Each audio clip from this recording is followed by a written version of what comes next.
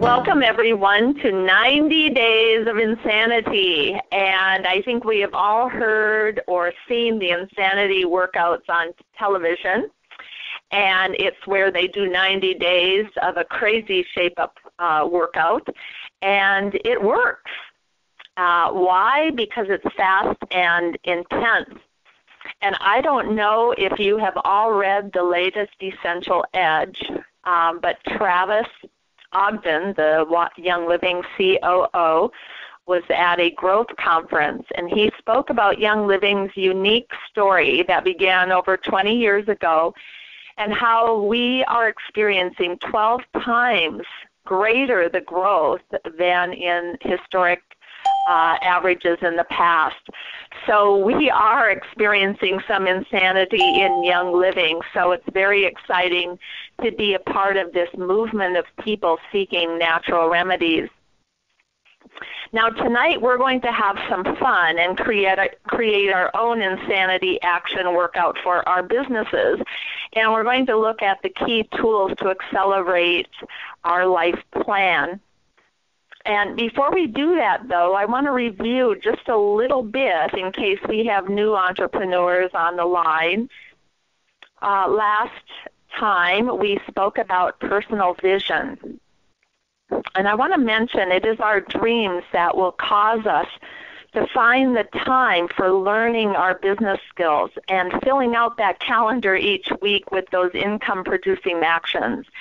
And it is our dreams that will cause us to face our fears and persevere through the challenges of growing a business. It is without fail we will have challenges. And that is why we had our first call to set that important foundation of a personal vision. We must define our personal vision and claim it as our Great Wall of China. And then understand how that emperor had to close his eyes each time one stone was laid to see the vision for what that wall could become stone by stone. So now close your eyes and truly think about your own organization. Maybe you just started and you have just a few members in your organization. Close your eyes and see the vision for what your organization will become. Have you drawn those circles? Maybe now you have 25 people in your organization. Can you see what it will become in 1 year, 2 years, 10 years? And maybe in a few years, maybe some of you are on the call tonight and you have that 1,000 members or 2,000 members, or maybe even 35,000 members. But I still encourage you, close your eyes and see your organizations for what they can become even further. Realize that your Great Wall of China is built one stone at a time, and it is your follow-up that will be the mortar that holds that foundation steady for the decades to come. So as you go about your weeks ahead, feed your dreams on a daily basis. Spend more time on your self-development than you would at the coffee shop. The opposite of success is not failure, it's mediocrity. Failure is actually part of the process of success.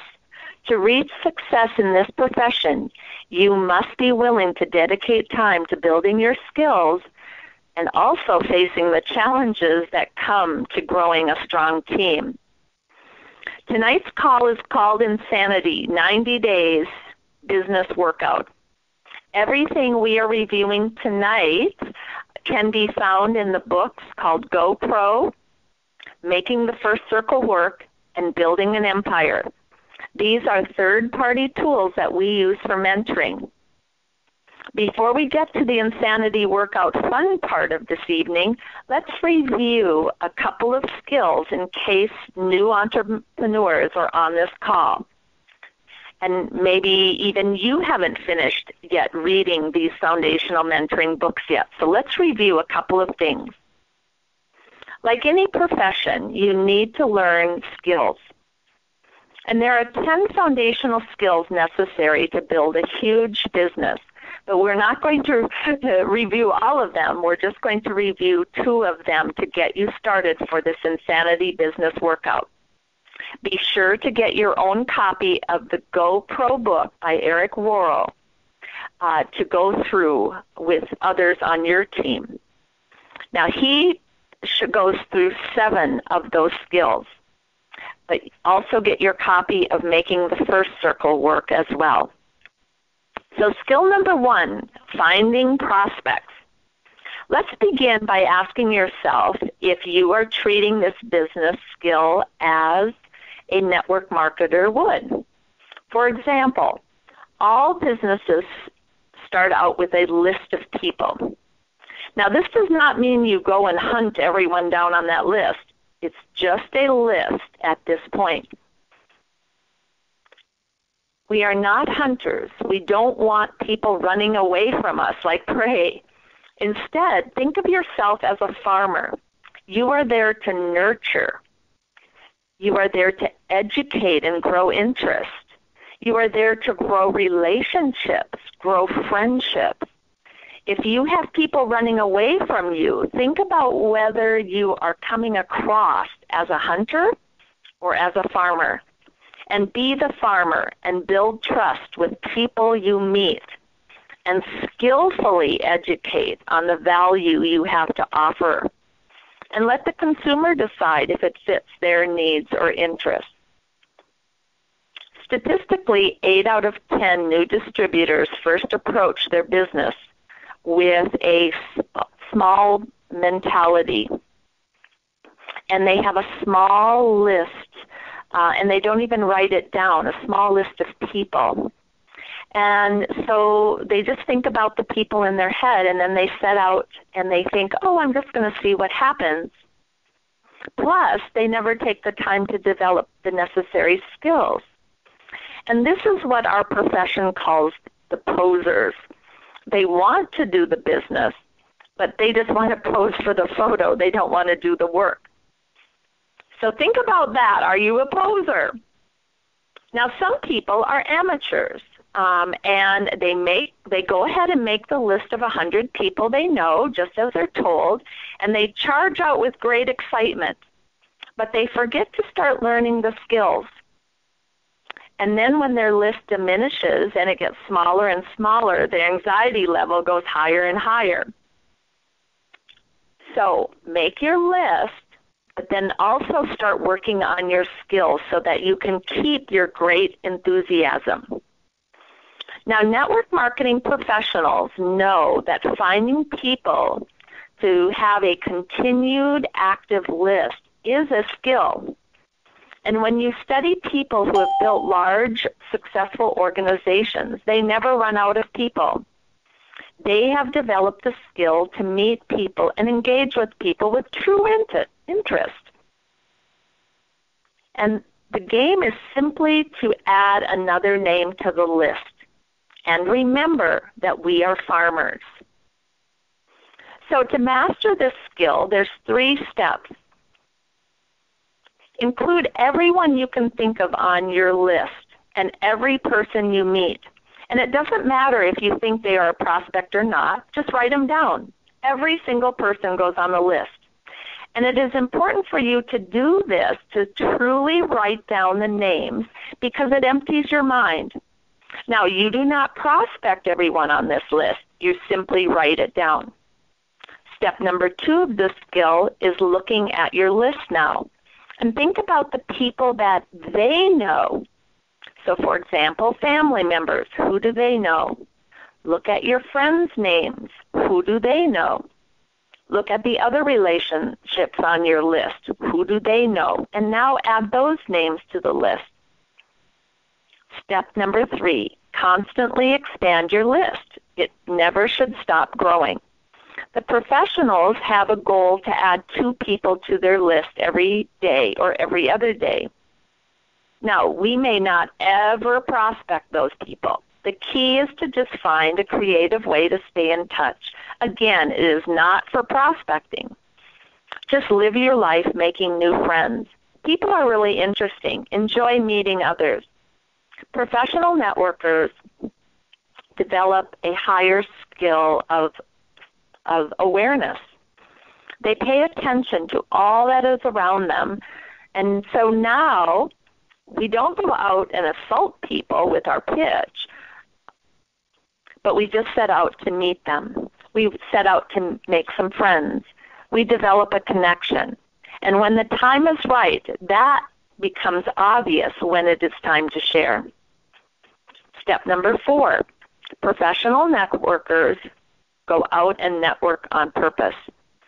So here's what I always suggest. Just go out there, have some fun, join a book club, join the gym, hang out at the same coffee shop, frequent the same teller at the bank, develop a new hobby or jump into a bike club, volunteer for something important to you, but find places and organizations to meet new people. And again, not to prospect, just to genuinely meet people. This way, your list never runs out. The second skill to review tonight before we get started is the idea of inviting prospects to understand your product. Now, this is true prospects. Once you have identified your prospects, then learning how to properly invite them to consider more about your product or about the business is the next step. And this is the most critical skill you can learn to develop. So make sure that you read the books that we have suggested to really understand how to invite people. Remember now, you are offering common sense solutions to people's problems. We are not problem solvers. We are problem solvers. We're not product pushers. Remember, people first, product second, and business is the last thing. So people first. We are problem solvers, not product pushers. Your job then is to invite people to do one of two things, depending on the situation. So when you're out and about, the first possibility is you invite them just to review a tool. Or it can be a link, a CD, or a book. And so, for example, there's great Ninja Red links on your Young Living virtual office. If you go to wisechoiceliving.com and go under the Education tab, there are many recorded webinars from many professionals that are easy to share. So start right-clicking and sharing those. My favorite is loaning out the EDR. If you have 5 EDRs on hand, make it a practice to loan those out every week and then go and pick them up. Another favorite to hand out is the 4-year career. And I typically, at the end of my product classes, I'll lay 5 or 6 of them on the coffee table and say, hey, most people ask me how to get their products paid for. If you are one of these people, take one of these books and then let me know what day I can pick it up. And another suggestion, one of my favorites, is the Thieves CD. It's an audio CD that's in the front of the Healing Home book. This is an awesome 25 minutes. And it gives you a third party validating the science and value of the whole Thieves line for families. It's an awesome audio CD to hand out. You can hand 5 of those out per week and get them back. If you need a Healing Home book, you can just go to biosensible.com. And remember, the audio is in the front of the book. The second suggestion is to invite them to an event. So the first one was to invite them to listen to a tool. The second one is to invite them to an event to learn more. Now, an event can be a one-on-one. It can be a small home experience. It can be a phone call like we're having tonight. or it can be a bigger event locally, or even the large international convention. Professional networkers understand that personal interaction is a critical component when it comes to building trust and transferring that belief in what you have. Now, events actually give the important impression of social proof. It's valuable for a person to see that there are other people who see the value as well. And in Randy Gage's material, he talks about the ladder of escalation. Small group, a little bit larger group, a local regional event, and then the large convention. It's a ladder of escalation of social proof. Very important. Now, if you don't develop the skill of inviting, it's fairly common to invite 20 people to come to a small home experience and then only have one or none show up. And this can be discouraging. But please realize if this is happening, then maybe back up and start out with building interest with your tools first until you've built enough interest for them to want to learn more at your home. And also another way of doing that is invite them to another event and promote that first. Either way. But remember, people are busy, and sometimes it's just the fact that people are simply busy. So sometimes we don't want to read too much into it.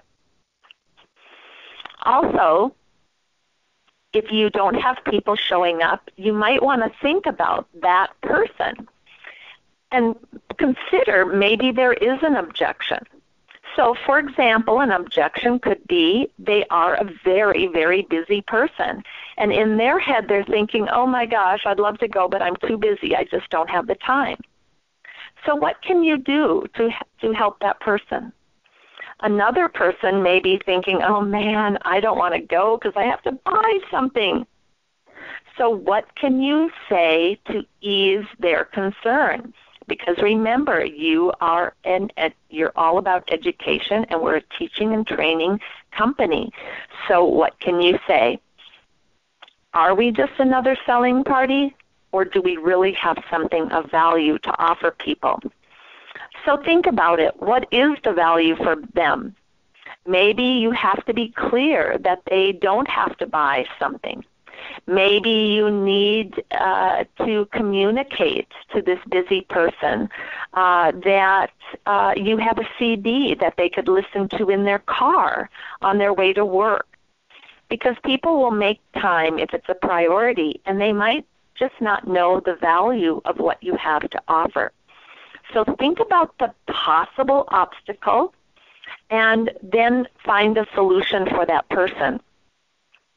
Regardless, when you teach your teams now to hand out books or CDs every week and get them back, make sure they are giving a clear call to action to the individual.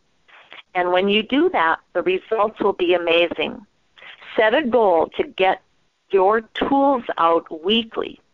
And remember, people are busy. Communicate the value for them. Now, there's a few rules for you for the skill of inviting. So the first rule I would like you to give yourself is emotionally detach yourself from the outcome. Remember, our goal in this business is for education and understanding. It's not to get an immediate member sign-up. So just focus on the education, give a clear call to action, and everything then will get a lot simpler. Remember, we're not hunters. We're not sharks. Our job is education. We have solutions. We have things that will make people's lives better. So remember that. The second rule is just be yourself. The third rule, bring some passion. Enthusiasm is what is contagious. Talk about the movement of people, and together you are making a difference to families or individuals in your community. Or together we are changing the statistics. Or together we will set a new paradigm about healthcare. But whatever it is, bring some passion, and enthusiasm will shine through. Rule number 4, have strong posture. Know what you hold in your hand. You hold $1 million business in your hand. Stand boldly, and also remember that you have solutions to the needs of people. You have solutions to the issues that they're concerned about. So again, stand boldly and maybe announce, I'm sick and tired of what I keep hearing. And together we are determined to make a change. But be yourself. Be a bolder, stronger self. So now Eric Worrow in GoPro on page 48 has 8 steps to a professional invitation. So make sure you get Eric Worrow's GoPro book and learn the 8 steps of a professional invitation. Also, when you think about inviting others, think more like a birthday party. Just don't announce it. There's so much power in a handwritten invitation and also in a personal phone call. So now, let's get ready for insanity workouts. Okay, so for this insanity workout, we have 90 days of insane action. So we need to get our calendars out and be looking at dates. So what does 90 days of insanity look like for your Young Living business? Now, think about it. How are you going to create this workout in your own efforts for your business? And when you do that, what could happen? Now, close your eyes and imagine your organization for what it can become. What would happen? With these 90 days, you can create a great growth success story. So look at the criteria for the next rank. So in other words, grab your comp plan and look at the criteria for the next rank achievement. So for example, let's say you are senior star and want to shoot for executive. We know that you will need 4,000 total PV organizational volume, and you need 2 people who each have 1,000 organizational volume under them. So let's break this down. Now, your intention is, let's say you have your circle, you have your 5 circles drawn, and now look at those 5 circles and choose 2 business partners that you want to really put intensity into for the next 90 days. So with you and your 2 business partners, your goal then, your own goal, is to help these 2 leaders to bring in 5 people each in the next 30 to 45 days. Then what you're going to do is mentor them so that the new people, the new 5 people that they bring in, find 2 of those that they can mentor so that they're happily able to give referrals as well. Because remember, with this business, how do you do this business? You use the product and experience the benefits, and then you recommend the benefits to others, and then you invite them to an event or to listen to a tool. So again, you're going to choose 2 of your 5 leaders on your front line. You're going to partner with them and help them achieve their 5 people in less than 45 days, and then help them follow up so those 5 love the product so much that they want to give recommendations to, and then that leader is going to set out to mentor 2 of their new 5 people so they happily give referrals also. So from those 2 people, by assisting them, you are now going to have 10 new people in your organization within 30 to 45 days. Now you may be thinking, well, how am I going to do that? So now let's look at what I call a blitz. Now there's a couple of options here in a blitz. So let's go through these.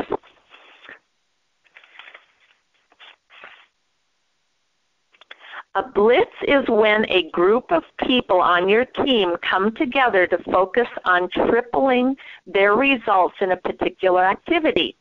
So for example, you could do a tool blitz.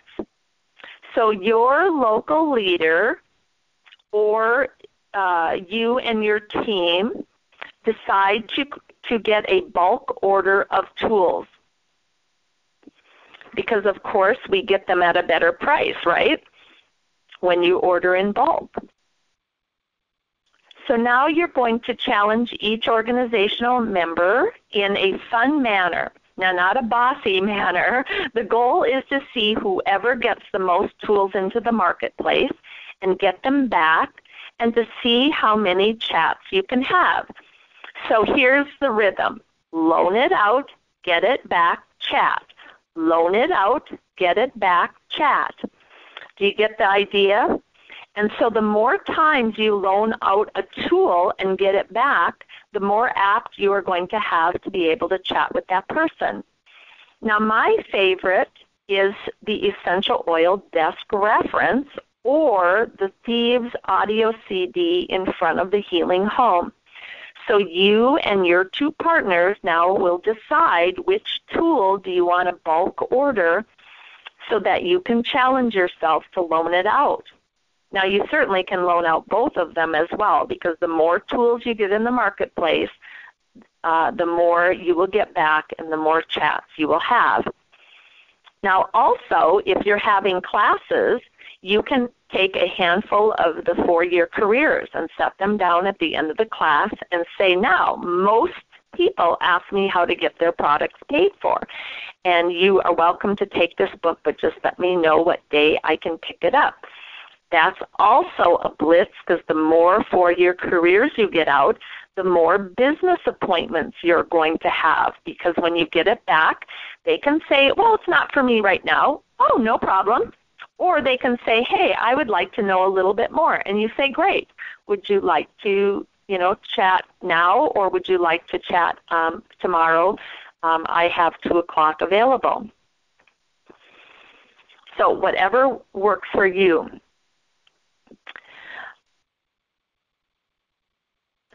Now another type of blitz, instead of loaning out a tool, you could have a phone call blitz with your 2 leaders. If you feel that they need work on using proper follow-up, then do a phone call blitz. Make sure you copy off the follow-up script that I give you.